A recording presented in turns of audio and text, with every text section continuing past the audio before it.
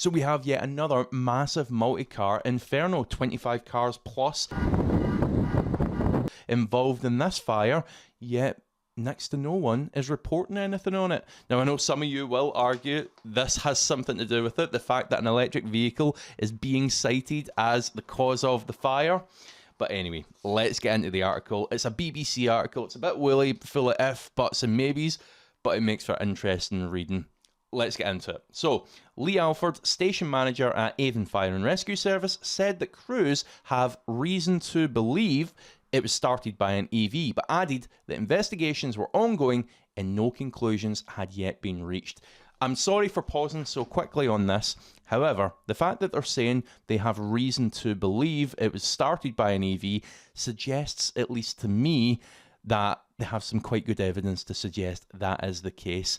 Now, it does beg the question, does it even matter? Because at the point where an EV is involved, we know that fire is going to be burning at several thousand degrees. We know it's going to be far more toxic than a typical vehicle fire, and we know it's going to be absolutely a nightmare to extinguish. So, yeah, does it even matter if it started it? It's still gone nuclear at the point where an EV's got involved. Anyway, apologies, let me continue with this article.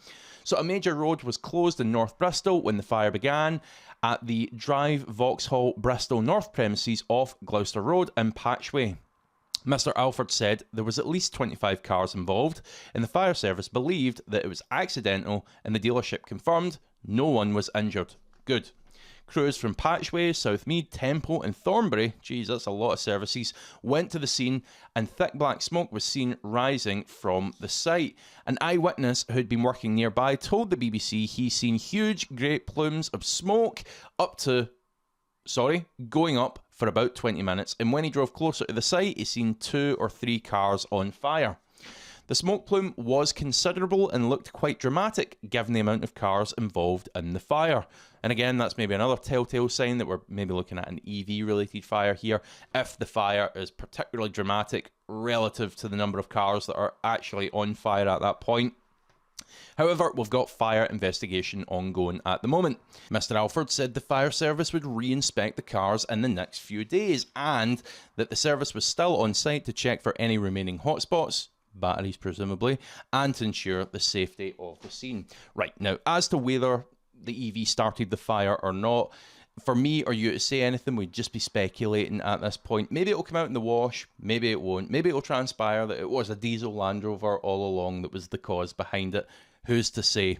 Here is the question that I want to pose, however.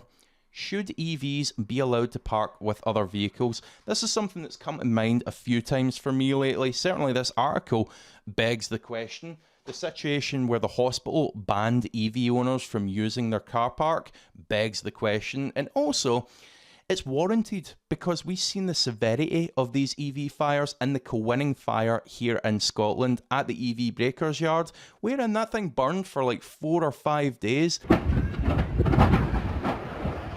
They are just impossible to try and extinguish once they get going.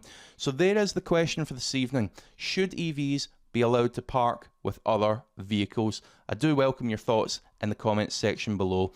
And here is something else that's been on fire lately, metaphorically, in the popularity sense, of course. Vehiclescore.co.uk's new check, wherein you can put the plate of any car that you're looking to buy into their system and immediately find out the good and bad points about that car for completely free. Now, of course, if you're looking to buy a car seriously, make sure you do an HPI check. I'm going to add a 15% discount voucher in the description below. Do not say I'm not good to you. Thank you for watching. See you for the next one. Oh, and hit subscribe.